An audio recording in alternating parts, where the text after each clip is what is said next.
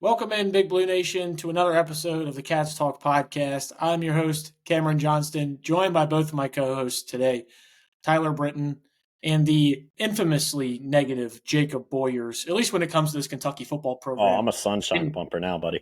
Jacob, we've got back-to-back wins. That's what we call a winning streak here in the Bluegrass. Kentucky Two in gets a a row. win over the Florida Gators, 38-7, in what was just a rout, really, from beginning to end. The 7 points was only seen from Florida because of a Jamori Macklin muffed punt. Guys, this team is playing better and better week in, week out. Brad White is really getting this defense tuned in. I think he's finding what matchups he likes. You saw DJ Waller get back onto the field in this one. That helped this secondary out a lot. You saw us contain big plays. Both of you guys were worried about big plays in this game. We contained big plays. We made good tackles. This defense looks incredible. They've only given up 10 points combined in the last 2 weeks. And we just scored 38 points at home against an SEC team. Let Bush cook. I'm in it, man. I'm right there with you. I mean, you talk about just how the vibes have flipped over the last 2 weeks. I mean, for me personally, this team looks so dead, and to come out and play as well defensively as you did at Auburn, come out and just belt to ass against Florida for 60 straight minutes on Saturday, dominated in every phase of the game. I mean, imagine if I told you in August that, we mentioned Billy Napier might either be fired by the time he plays Kentucky or lost to Kentucky, who would get fired. Imagine saying they're going to bench DJ Lagway in the Kentucky game because he's going to be so lost against this defense. You wouldn't have, there's no world you would have believed it. And I'm with you, Cam. I've said, like, if Stoops turns this around and gets to 6 wins, he obviously deserves another season. I'm thinking that I only want Stoops back if Bush comes back at this rate, because like this offense has completely flipped, and I don't know if it is they're just letting him do his own thing more, or Cutter's continuing to get more confidence, and you're going out there with that, but like everything just looks so different, even from what we saw just a few weeks ago against Texas. Just the I can't explain it. Vibes are just at an all-time high. I don't think there's anything else to say besides this team is just playing significantly better football than they were, at South Carolina. They've been in every game since then. I mean, well, you had good moments with Tennessee, but like you probably should have beat Texas. You hold Auburn to 3, and you go out and score 38 against Florida and have the biggest SEC win since the 90s. So I think it was 98. I mean, this team. I was born. And it was what? It's been And a it was long time. It's been the biggest against an SEC team not named Vandy since like the 70s. Like, Yeah. that's crazy. I mean, the team is really playing good football, and we've kind of hinted all year like this team is better than last year's, but the results weren't really getting there because of just little tedious mistakes, coaching mistakes here and there that we felt like had cost the team points, or a bad turnover or one misplay on defense. But like, you're now really seeing like this team is just a better football team. Yeah, and I think it's truly evident in almost every facet of the game, except for punt returns. Whatever reason, the Yeah. punt return game has been abysmal. I mean, Jake, what if I would have told you, let's just say after that South Carolina game, we're going to have a game in November where we don't punt. We don't see the punter once. I wouldn't have believed you. I mean, the punter at times was our best player. Last week he was. I mean, last week Aiden LaRosse had, 6 punts? 5 of them were down to inside the 20. And I think 4 of them were down to inside the 10. He was a big reason why we won last week. And, I told Tyler right after we got done recording that I forgot to mention him. And I, as a former punter myself, that ate me up. So I had to make sure I got him some airtime on this one. He was incredible last week. And this week, we did not need him at all. And, I mean, this offense, such a turnaround from what you've seen. Obviously, we do have to address the Zach Calzada video a little We bit. talked I know about it last week. he somewhat addressed it. He came out with an apology. There's a lot of things that have followed after. But what do you think about the guys actually kind of rallying behind I Zach, given giving a little bit of vote of confidence, saying he's been a great teammate, saying all this, the money celebrations on the sidelines. As Cutter pulled I some of them out. I mean, is this the most like tight knit group I think we've had on the football side in quite some time? And I think that's why you're seeing this team didn't quit. I think they yeah. they knew how hard the schedule was at the beginning of the year and falling to 2-5, and then they started to see the schedule open up in games that they can win, and they're starting to take advantage of them. We've got 3 more games left. Vandy looks a little bit more beatable. Louisville lost. They look more beatable. Tennessee Tech's 10-0, so I guess they don't look more beatable than they did. I mean, you're really starting to look at a way in which 6-6 is on the table. Obviously, 5-7 is definitely on the table, and there's a world where 7-5 might be on the table. I mean, there's a chance. I mean, the way this team's playing, I'm not betting against it. Just kind of wanted to get your guys' overall arching thoughts on that. Yeah, I'll say quickly, you mentioned how tight this group is, and you can really see it. I mean, we talked a little bit after last week, like these guys are rallying around Stoops, right? Like they know his back's against the wall. I think Cutter even mentioned it after the game. Like they've seen all of it. They know how hot his seat was, and I think Cutter pretty much said like it pisses them off, and they wanted to go out there and continue to play for him. And I said it last week. I'll say it again. Like for all the Stoops criticism, he's still as good of a motivator as there is anybody in college football, and he can get the boys up and ready to run through a wall at a moment's notice. So, and then back to the Calzada thing, man. That's another thing I might have just completely flipped on because these guys love it. So you know what? Get your money up, Garrett. Like, Garrett's got to get his money right. dude, they don't lose count now. Don't lose count now, Kentucky fans, because we're stacking up wins. And from Mister Negativity himself, I'm here to tell you. I mean, you said 6-6 is on the table. My season prediction's going almost perfect. I did have us losing to Florida, but beating Vandy, so I will say that. But we're going to walk into Louisville, I think, with 5 wins.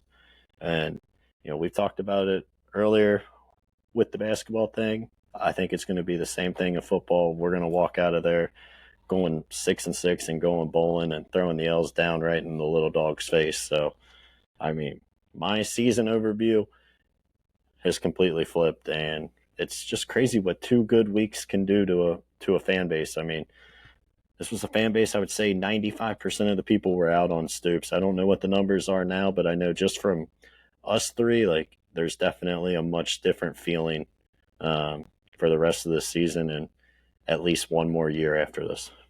Yeah, I think this is almost like a teaching point, at least to us, the 3 of us. Like we all sat and looked at this schedule, did a game breakdown, and all of us had them either 3-4 or 2-5 after those first 7 games. Yep. And we all jumped off quickly. We're quick to say, "Oh man, there might only be 3 wins on the table," or "This looks worse than we thought." Patience. I mean, this is college football. We're obviously there's a lot that we're going into it. There was obviously the big Tennessee game where you got routed. You needed to come back. There was the same coaching mistakes that we've seen, Yeah, but like true. I don't want to dwell on them. We're obviously celebrating some wins, but I will say like there were some other things, but again, I think I underestimated just how good Stoops can continue to be as a motivator. Like after last year, we never really saw it. That team pretty much quit, but I think you saw this year, like especially after Tennessee, that was the perfect opportunity for a lot of these guys to just be like, "This ain't happening. It's over. I'm done. We just got embarrassed." But you know what? Stoops found a way to rally the guys, and they have come out and played obviously their best football the past 2 weeks. Yeah, I Can we think just go back? Yep. Go ahead, Ty. I was going to say, can we just go back, Cam? You and me go back to that Georgia game, that Georgia press conference after the game. Mark Stoops, he was asked that question about his contract, and he had got so heated in that moment, and like you could see the frustration that was on his face because he knew like he knew something different from what we were obviously seeing now. Obviously, that was probably like the lowest point of the season for them, just coming off another SEC loss. It was on the road. Everybody's calling for his job. Everybody's talking about his buyout. I can we can all agree like that would eat at someone. Even it would eat at us too if we were obviously in his shoes. Last week they got the win against Auburn, and he had come out after the game and he had said like, "I'm proud of this team. No one sees how close these guys are. They've been going through it just as much as I have. Obviously, you guys have seen it. Like he was talking about it, and I kind of swept it under the rug in the moment because I was like, okay, you got to win against Auburn, and congrats and whatever. But then the things started popping up, like the Zach Calzada thing, and then the teams rallying behind them, and then you start seeing the stat sheet on the field, and you start seeing Cutter Boley not only having decent games, but like yesterday, or excuse me, on Saturday, he threw and completed completed a pass to 10 different receivers. I mean, he's getting the ball to different people, and they're getting the multiple catches. J.J. Hester had a 29-yard touchdown catch. He got involved. DJ It's an Miller was incredible involved. play, Kendrick too. Law was involved. Pass game That and ball run was game. a dot. Oh, yeah, it was a good pass. You had Dante Dowdell, who's led the team in rushing. I know that's your favorite running back, Cam. I mean, that was incredible. So he had 104 yards rushing, a touchdown run. He had a 65-yard gain there. Seth McGowan got involved. He had 2 touchdowns and 92 yards rushing. Everybody was getting involved. I mean, the team is on paper is getting along, and it's just a credit to what Mark Stoops has been kind of talking about publicly these last couple of weeks. But this is something that we weren't really seeing early on because they were losing, but now it really is nice to kind of see it come to fruition. These guys come together after a big offseason of changing up things, and these receivers coming out. We were talking about even before the season. We were talking about, should Zach Calzada be the quarterback? Should Cutter Boley be the quarterback? I go back now and I'm like, what if Cutter Boley would have started the season? What if he would have gotten all those offseason reps and that chemistry would have gotten put together earlier?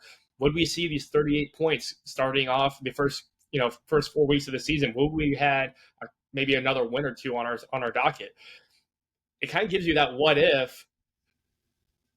We're just in an interesting time right now with Kentucky football, and I'm intrigued to see what we can do these next few weeks. Obviously, Tennessee Tech coming up.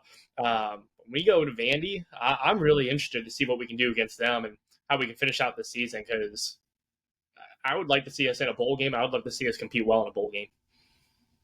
Yeah, I mean, I agree with everything you just said there, Tyler. And I think, Jake mentioned it briefly last week when we were talking about the Auburn game.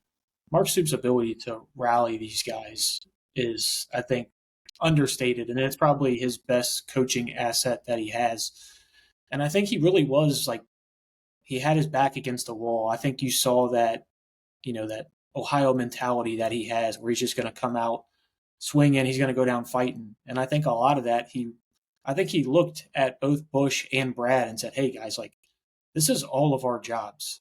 I'm going to give you guys the keys. We all three need to rely on each other to get ourselves out of this. Then you've seen, outside of the Tennessee game for Brad White, and then, yes, I get we only scored 10 points in that Auburn game. But that we also all kind of agreed that was probably Cutter Boley's worst game he's played since at least this season. I don't know if we can. It's probably the best defense you played too. Yeah, Auburn's a great defense outside of what they just put on film last week against Vandy. But yeah, that was crazy. You're seeing, even these teams that, yes, Florida is not the best in the SEC. They also just took Georgia down to, what they lose by 4 to Georgia the week before. Auburn just took Vandy to overtime and probably should have won that game. These teams are still, I think you're seeing how close the difference between winning and losing in the SEC is. That brings me back to the Texas game. Just imagine if that switches and you're sitting here at 5-4. And it's also a big proponent as to why I hate playing a team like Tennessee Tech this late in the season. Because those are the guaranteed wins. You're probably going to get those regardless of how good or bad your team is. Let's get that out there like it's a preseason game. Let's get those early in the season, because then you're talking about, hey, maybe Cutter would have had a full another game to play with Bush before he goes into South Carolina. Hey, he would have had a full another game before we had to play Ole Miss. Because you're looking, how good is Ole Miss right now? Ole Miss is looking incredible. Obviously, South Carolina is not as good as we thought, but you're talking about 2 playoff teams that you lost to in Ole Miss and Texas that you had a chance to win the game.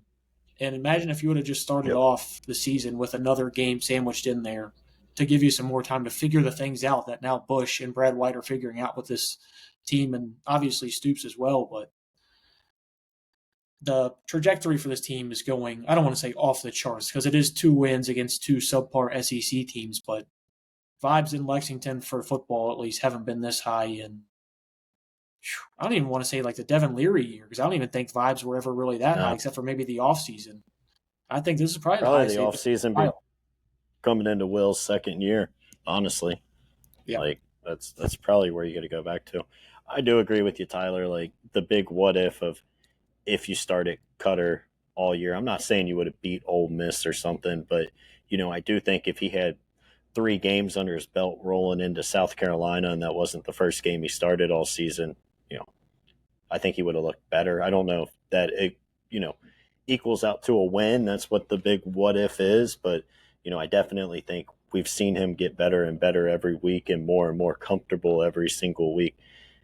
It's hard to really think about it because we saw him play at times last year, but like the kid is still just a freshman. The plan was never for him to play at this point, and I know he had some mistakes Saturday, but Yeah, you still see the freshman in yeah, there. You but still see like, a and that's freshman. stuff that's understandable at this stage. But like, you also see him make plays that, no offense to him, Zach Calzada's just not making. Like that throw to J.J. Hester was a dime.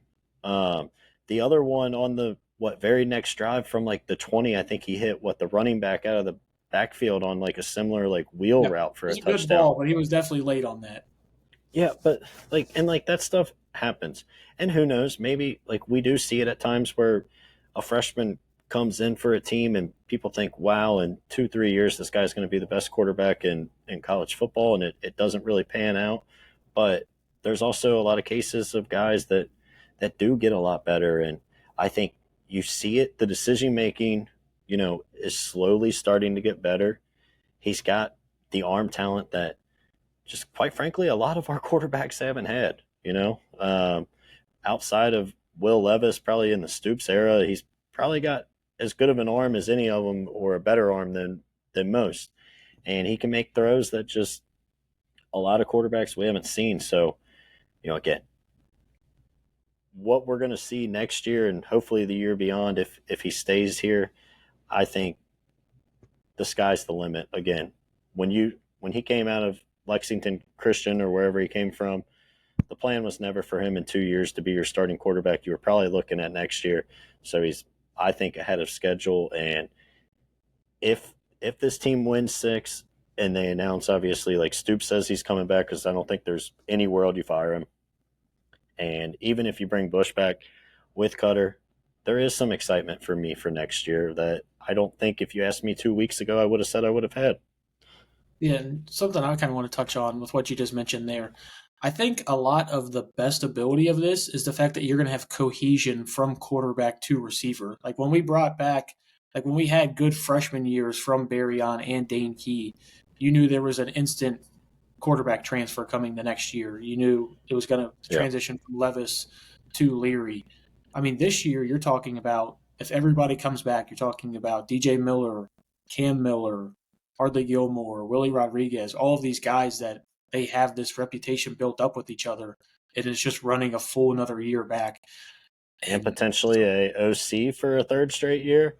That's what I'm saying. I That's mean, on the that's something table. we just like cohesion in Kentucky offense. Like that is something that you couldn't put those two words together. Obviously, we're gonna have to go out and maybe find a new back. I mean, outside of that, but I mean, you're seeing what Jason Patterson's doing as well, and that's probably why I've been so hard on Dante Dowdell. Of course, as soon as I get my loudest about Dante Dowdell, he finds a way to have a 65-yard touchdown scamper. So, thanks for that one, Dante. I guess I'll eat my words for this week. But guys, it's According to some random guy that called into the KSR post-game show, he said Dante Dowdell's dad said he will be back in Lexington next year. So yeah. you take that however you want, but I mean more pieces to the puzzle to return. Yeah, I mean, and I heard that call as well. I think he said he was like in one of the lots, and his dad had said Yeah. something. But I mean, this goes back to something that we had talked about with the rev share coming and all these things coming. I wouldn't be surprised if some of these guys are signing like 2-year deals, into where like they know they are locked in to being at UK next year. And you kind of mentioned that with Dante. There's a lot of things to build on. The only cause for concern I have for the future of this program is this offensive line is going to get wiped out, and you're going to have to hit on another transfer portal class of offensive linemen, or you're going to have Wolford take a step with all these guys. And Jake, I know you don't have the best relationship with Eric. I know you're not the biggest fan. You didn't like him getting that extension, the raise that he got, all this, all deserved. All the criticism that he's gotten here at UK has been deserved so far. But I think he's done a good job getting this unit together because I think if we would have seen the transfer portal class that we had, how many guys were leaving, how many guys we had to supplement, I think they've done a hell of a job. And I really do think you mentioned it, how much of a difference 2 weeks makes. I mean, Yeah. I would have just played this episode that we've had so far and given it to you guys. You would have been like, what the hell are these idiots talking about? Yeah. No, I agree. And the thing about like Woodford, it is kind of, it is kind of tough to grade, right? Like, is it he's doing a really good job with this unit, or is it just you brought in all these different seniors that have played a lot of college football and they just kind of know what they're doing. Now, I will say the biggest complaint a lot of people had the first time around was that he never really developed any of the other guys on the roster. Like our starting five that year was pretty good. The issue was he didn't develop people for the future, and then when he left the next year, kind of left them in a bad spot, and all these guys weren't ready. So I really don't think we're going to be able to grade him until probably next year. But again, to your point, Cam, in this NIL era, in this transfer portal era, it may not be a big of a deal if you can go out and hit on guys. I think we talked about it even in the off season. They completely changed the philosophy from going and getting the backup at Tennessee and Georgia and Alabama to getting guys that at a lower level have proven themselves as good players. And I think you just see it with, Shiaz Pete and all these guys that are they know how to play the position. And I think when you have that kind of repetition and you have guys that are able to step in, I know, shoot, we're even paying an O lineman that I don't think's played one down yet, but like, Nope. you can still find a way to muster it up to where you're not in a situation like last year where you look like the worst O line in all of major D1 football. Yeah. And that's kind of where I'm at with this team. It's just you're seeing their ability to, I think a lot of like what you mentioned with going after the guys that were the Tennessee backups. I think a lot of that was Vince. I think that was Vince had made those connections with those guys in the high school recruiting, lost out, and now he's the X that's still waiting there, just in case the other person comes back. Hits a little close to home, but he's like that.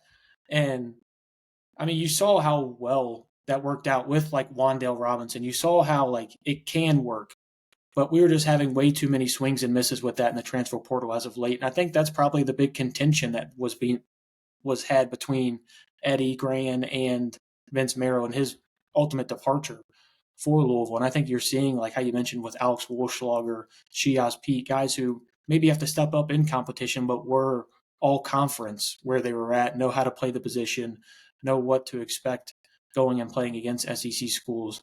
I think that's been the biggest transition so far this year, and I think you're really starting to see it pay dividends towards the back half of the year, which is why we're on a 2-game winning streak. Yeah, and like these guys also like, you know, even like New Mexico State, they still play, 2 or 3 games against a Power Four school. And, offensive line is it's probably honestly easier to judge that guy can do this at this level versus even like a skilled position player. You can tell when you watch them, what New Mexico State the year before played like Mississippi State and I think a They handful of played other A&M too. A&M. Yep. Like you can tell how Shiaz Pete does in his one-on-ones against the best, some of the best athletes in the Jamar world. Stewart. Yeah. So I just think, you can kind of almost grade that better, and the step up maybe isn't as bad because again, you see them even if it's only for, 2 games a year, you kind of can see what they can do against that high level, athleticism and all the stuff that you would think would be a big jump up in competition. Yeah, and I completely agree with you, and I think it's the reason why this team's starting to find success. Tyler, we watched the game together here on this one. I mean, outside of the 4 minutes there of Cutter Boley at the end of the half. What did you see from him that makes you so excited about the rest of the season? I think it's kind of what I touched on earlier. It's the fact that he's getting the ball out to other players. It's not just the same 1 to 3 guys out on the outside. It's it is Kendrick Law, and Kendrick Law has been he's definitely improved. I think the most in that receiving core, just being the versatility he has. But I mean, you see JJ Hester getting out there. He makes one big play, which is great. And then you get DJ Miller, who at the beginning of the year wasn't really someone that we thought about much. Jamore Macklin had a catch. You had Jason Patterson. You had Fred Farrier. You had Harley Gilmore. I mean, the list keeps going down. He was getting everybody involved. He was using all his weapons. And that, to me, is just someone who's gaining confidence in his play style. He's gaining confidence with his teammates. The chemistry is starting to build up. The offensive play caller, Bush Hamden, he's starting to get more comfortable with calling these plays. I mean, yeah, there's going to be mistakes here and there. And, he reversed his numbers from last week. He still had about 160-ish yards last week to this week, but he had 2 touchdowns and 1 interception versus the 2 interceptions and 1 touchdown last week. He went from a 60 QBR to a 94 QBR. I mean, he had a way better game, and he's just building his confidence week after week. And he's getting better. He's starting to impress me, which is I didn't think he was going to be that impressive at the beginning of the year. So I have to credit Warriors for calling that earlier this offseason, because I didn't see it happening this way. I don't know if I can give Warriors credit for anything. Well, it's just not my blood. At some point, you guys will realize that there's one ball knower on this podcast, and you guys can hop on the bandwagon. It's fine. You can give me my flowers. I mean, the listeners know they're not dumb. Hey, I will say this: everything I've said so far of Cutter Boley has rung true. The arm talent is there. Everything that you see, you like. It's just the pocket presence, which we saw in the fumble in the final 2 minutes of the half. And it's just those random, he's throwing a ball too late. You saw him try and hit a zone shot, also again in the final 2 minutes of the half, that got picked off. The only thing that I'm missing from Cutter is just, it's that next step. You see where he is now and how good he can be. You see the ability there. And that's where I'm at, where I can just, it's almost like a Calipari coach team. Like, you see all the talent. You just know there's a couple tweaks in there that need to be made for them to take it to another level. And I think that's where we're at with Cutter right now.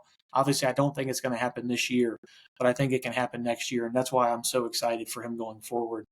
But I just, I like to let Big Blue Nation, I don't want to just sunshine pump them the whole time like Jacob does. Yeah. Oh, you know me, big sunshine pumper Boyers.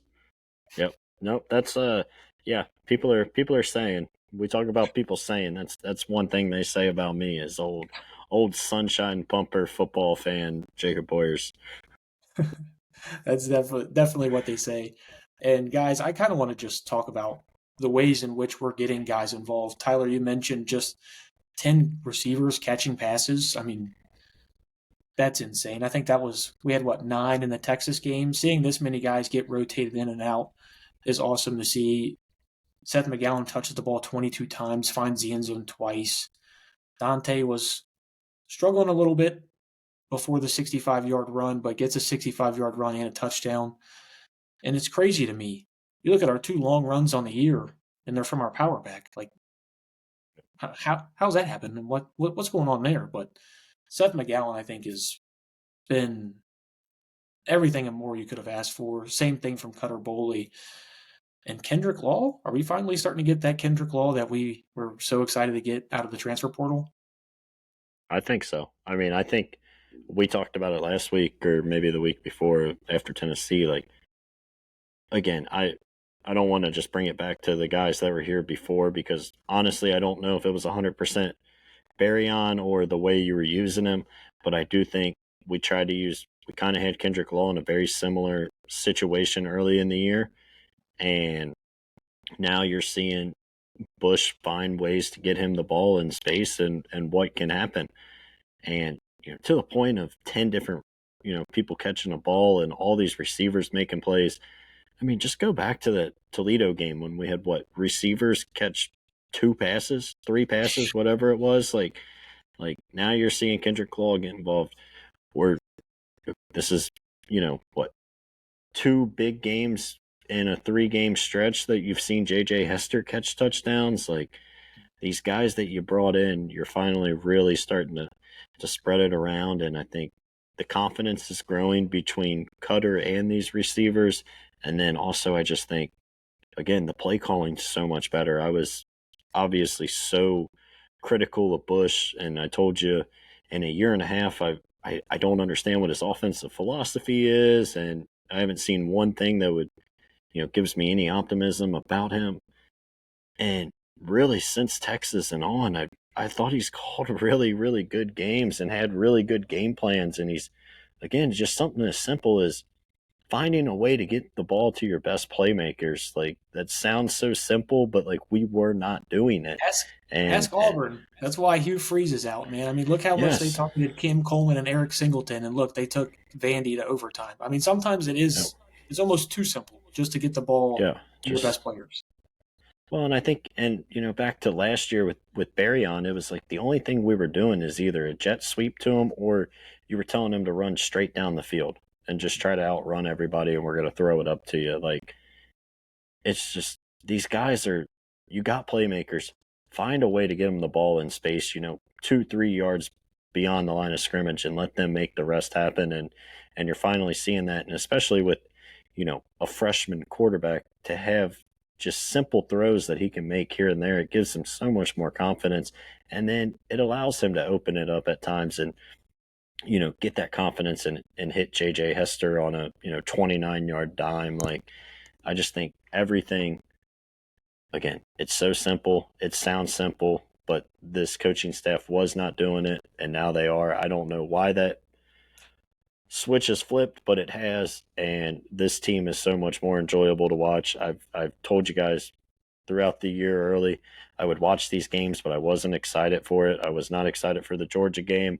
I really wasn't excited for the Texas game. I made plans just so I didn't have to just watch it in my house by myself.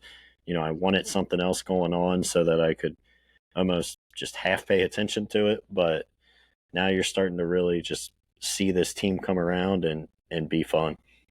Yeah, and a lot of reason this team is really starting to come around is because of that defense. And we've almost gotten 30 minutes in without like acknowledging the key standouts on the defense side of the ball. I mean, David Rayner won Player of the Week for SEC defensively. He was incredible. He's got to catch some more of these interceptions, though, man. He let Ty Bryant have one for free because he couldn't come down with it. He ended up getting one later. But the development I've seen from him, we were talking about him a little bit earlier in the season and kind of a liability in the run game. He was making good progress on the pass coverage. He's starting to become a real player for us. I mean, he's stretching it from sideline to sideline. You see him constantly getting in the way of passes. Him and pass coverage right now is incredible. And this defensive front, man, I just can't get enough of them. This is one of the better defensive fronts I think we've had since we had time with Josh Allen and Josh Pascal. I mean, I think you don't have that huge star power like you did there, but I think you have a collection of 7, 8 guys that you can just roll through and everybody's fresh. And that's what we missed last year. I mean, Dion had like a broken back and had to play 60 snaps a game just because. And the strength and depth on that unit, I think, is incredible. I think this defense needs to get a lot of shine, and I think they're starting to. Obviously, Ty Bryant had a pick, courtesy of David Rayner. We had 7 tackles for losses, not as many sacks as we did the previous week, but still getting in the backfield and causing 7 tackles for loss and 3 turnovers. I mean, this defense, whatever Brad White's doing with this team right now, is doing really well. And Tennessee Tech's been putting up a lot of points, so. And I know I heard Josh Braun in an interview already talking about Tennessee Tech and how they're not going to overlook them. He knows they're 10-0, and that's what you expect from a senior leader, a guy who's played now in 3 SEC programs. I'm so excited about this team. And if you would have told me that 2 months ago I was going to be paying to go watch Kentucky Tennessee Tech, I probably would have looked at you like you're an idiot. But more than likely on Saturday, I'm going to be in Lexington watching this Tennessee Tech game, not courtesy of the University of Kentucky because the credentials got denied once again. But here we are. Yeah, I will say I do think we got to mention a little bit of bad news today. They officially ruled Sam Green out for the year along with Jordan Lovett. So, I mean, but yeah, to the point obviously stands. I mean, just think about, obviously the Tennessee game happened. You can't just, act like it didn't. But 3 of your last 4 games, SEC games, this defense has been phenomenal. Like, even not just the point totals that they've allowed, think about how they have allowed those points. Both of Texas, a lot of Texas points came 2 times they scored just came off a huge punt return. Florida scores because have a Muff muff a punt. punt by Macklin. And then Auburn you only hold scored because Auburn of the to quarterback. and you hold them to a field goal. So what did we give up to Texas? 13 in regulation, and then you gave up 3 and 10. So you've given up 26 points in regulation of 3 SEC games, and all of those came off of either turnovers or massive punt returns. Like, it's pretty damn incredible what this defense has done. And another unit that just didn't quit. We watched them get absolutely torched by Tennessee, and they still came out and answered the bell for 2 weeks in a row after that. I mean, really, outside of that Tennessee game, obviously, and then the Georgia game, I think this defense has been incredible. Even the South Carolina game, I mean, 21 points was strictly from the offense, just giving up points with the fumbles, the pick sixes. I mean, this defense has been incredible. Yep. And obviously, Sunshine Pumper had to give me devastating news on 2 key players on the defense. Thanks for that. But I kind of mentioned like the strength and numbers we have on the defensive line. Obviously, Sam Green was one of those. I think we'll be able to recover a little bit better from that one. The Jordan Lovett one is that one's going to be a little harder to swallow. We've already been rotating a good amount of guys back there in and out, so that'll be definitely a hot button topic. We'll definitely have to pay attention to this Saturday against Tennessee Tech. But guys, we've buried the lead. Tennessee Tech 10-0, S team. And what are they, like the Division II? Is that what they are? Yeah. Yeah, best team in Division II. I mean, they might go win the Division II championship. They come to Kroger Field on Saturday. Tyler, you've been too quiet for too long. What's your score prediction for this game, and how do you see Kentucky getting a win? I don't know. I mean, Tennessee Tech has some good games on there. They beat Tennessee State. They beat Eastern Illinois. I got big names on there. I don't know. I think it's going to be a 42-7 win, Kentucky. Be close. Yeah, I don't hate it. I'll say, I mean, Kentucky, I don't care if they're 10-0. You're the by far more talented team. You go out, you take care of business. I think this offense continues to put up some good numbers. I got the Cats scoring a little more. I'm going to say 48 to, I'll say 13. There might be a point in the second half where, kind of like Toledo, we see our defense not really be engaged, and they give up maybe a late drive or something like that to allow them to get to 13. But yeah, I'll say Kentucky 48-13 win. Yeah, I'm going to follow you guys. I think it's going to be a rout as well. I'm going to go 38-10 Cats. And I'm going to say, I kind of want to ask you guys this, just as a little off-topic question. Do we see Zach Calzada in this game? We saw Bo Allen in this last game. Obviously, they were sending him a message saying, hey, man, Can't do stupid stuff like this. Bo did not really impress too much in this one. Came out and immediately fumbled. Bo, we love you. Thanks for following the pod. Wasn't the best showing, but do we see Zach Calzada in some form on Saturday? I think so. I think once you kind of get that lead, it is his senior day as well. I understand, obviously, it hasn't gone the way everybody hoped when you brought him in, and himself included, but I think it would be nice if you kind of get a lead and then give him kind of just a chance to go out there and play one more time. Again, it's his senior day. You kind of punished him and sent the message there in the Florida game for the Garrett video, but I would like to see him, especially when you get a lead, give him a chance, go out there, have a couple drives under his belt, and just get on the field one more time. Yeah, I'm going to be in agreement with it. I didn't even think about the fact that it was going to be senior night for them, but the last thing you want to do is you don't want Cutter getting hurt for the last 2 games of the season that are going to matter for us, which are Vandy and Louisville. So, not that that's a huge concern. I think there is an element of trying to develop him too, but I do think Zach gets out there and plays. in the fourth quarter, maybe even the third quarter, depending on how big the lead is going in there. I don't think we take the lead that fast, or I don't think we break it off that fast, but I could see him getting in there late third quarter, early fourth quarter. Yeah, and I'm right there with you guys. Obviously, guys, it is a huge week in Lexington and across the Bluegrass. Jake, give me one real quick. Can I get one? It's Oh, always. How about two? How about two from got two of two of them them. things? It's obviously Louisville hate week. It's Tennessee Tech hate week. It's whoever the Cats are playing. It's their hate week. Big week for everybody in the Bluegrass and all the Kentucky Wildcats fans. Hopefully, the Cats will make it three straight. When's the last time we won three straight, Jacob? You know, football wise, Uh, it's probably not too as long as we think, but well, I know what Will's second year we started out like what 5-0. yeah, And 6-0 going into that Georgia game, I think. Yeah, so I memean, I don't think it's been that long, but the Devin Leary year. I think we got off at one point. We were like 4-2 or 5-2, so maybe that year. But I mean, I can promise you it wasn't last year. Yep, and that's all we're trying to do. We're trying to be better than last year. Let's go out, take care of Tennessee Tech, give them their first loss of the season, and obviously improve our win streak to 3. That is going to be all for us here on the Cats Talk podcast. Make sure to follow us on Instagram, on TikTok, on X, and we are wherever you get your podcast: Spotify, iHeart Music, YouTube, and Amazon Music. And don't forget to follow us. Leave us a 5-star review. That's all we got. Let's get the Cats 3 in a row here. Go Big Blue.